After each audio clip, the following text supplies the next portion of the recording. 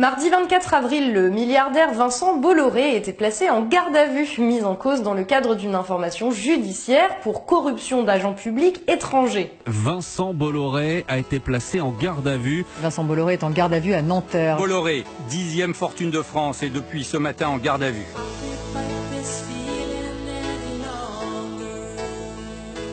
Ce soir, Vincent Bolloré est toujours en garde à vue à Nanterre, dans les locaux de l'Office central de lutte contre la corruption.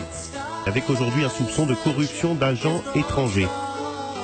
Exactement, il n'a manifestement pas convaincu les enquêteurs puisqu'il a été déféré. Devant les juges en vue de sa mise en examen. Les magistrats le soupçonnent d'avoir favorisé l'élection de dirigeants africains en échange de la concession de terminaux portuaires, faisant ainsi passer ses intérêts personnels devant ceux de nations entières.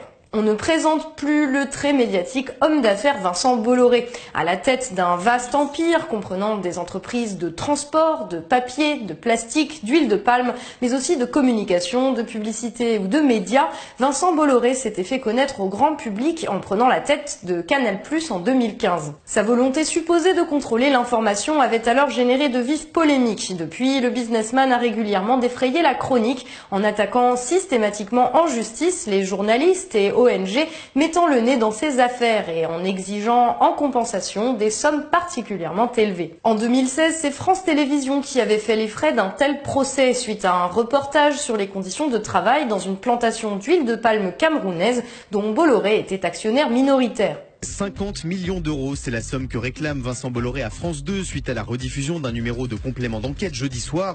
Capoel, il a 14 ans. Bonjour. C'est le plus jeune. C'est ton matériel ou on te l'a donné? Toutes les protections là, c'est... Allez, on aura un gars. Non, c'est moi qui ai acheté. Je ne sais pas si vous avez vu Complément d'enquête. Le moment le plus important de celui qui fait pleurer les chaumières, on voit un type sur un tracteur, il a un gant troué, et il dit, voyez, ça, monsieur Bolloré, il veut pas me donner le gant.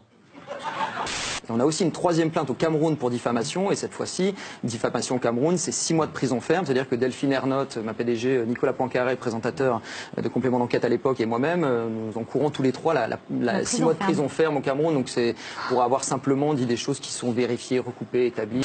Car s'il y a une chose que Vincent Bolloré n'aime pas voir évoquée publiquement, ce sont ses affaires africaines qui représentaient pourtant 2,5 milliards d'euros de chiffre d'affaires en 2017. Bolloré contrôle et exploite notamment énormément d'infrastructures africaines, à commencer par des voies de chemin de fer et des ports. L'entreprise Bolloré Africa Logistics détient ainsi les concessions des terminaux à conteneurs de 16 ports sur le sol africain, ce qui lui permet de contrôler une part extrêmement importante du transport de marchandises sur le continent et d'en tirer des bénéfices substantiels. Et l'on en vient à l'affaire qui nous intéresse, puisqu'il serait possible que 2 concessions portuaires aient été attribuées à Bolloré de manière très irrégulière.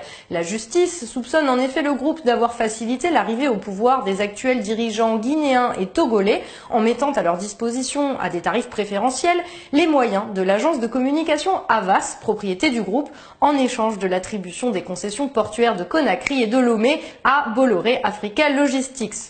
Une explication possible au fait que quelques mois à peine après son élection, le président guinéen Alpha Condé ait brutalement rompu le contrat de son pays avec Necotrans, l'entreprise qui gérait le port de Conakry, pour en confier la concession à Bolloré. Un autre Français, Necotrans, qui 2 ans plus tôt avait remporté l'appel d'offres contre Bolloré, est expulsé par l'armée. Bien sûr, c'est à la justice de dire s'il y a eu ou non corruption. Si cela s'avérait vrai, cela voudrait dire que des industriels français peuvent, pour leur profit personnel, placer à la tête de nations supposées souveraines des hommes de paille pillant sans vergogne leur propre peuple.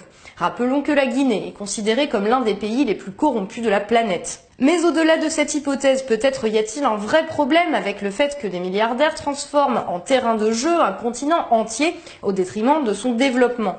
Comment des nations pourraient se développer normalement alors que chaque mouvement de marchandises est soumis à une taxe privée imposée par un homme d'affaires étranger? En agissant comme il le fait, Vincent Bolloré n'a-t-il pas une part de responsabilité dans l'exode d'une partie de la jeunesse africaine vers l'Europe? Peut-être serait-il temps d'envisager le commerce international autrement que comme un pillage systématique, dommageable pour tout le monde, excepté pour une poignée de parasites qui ne savent déjà plus quoi faire de leur argent.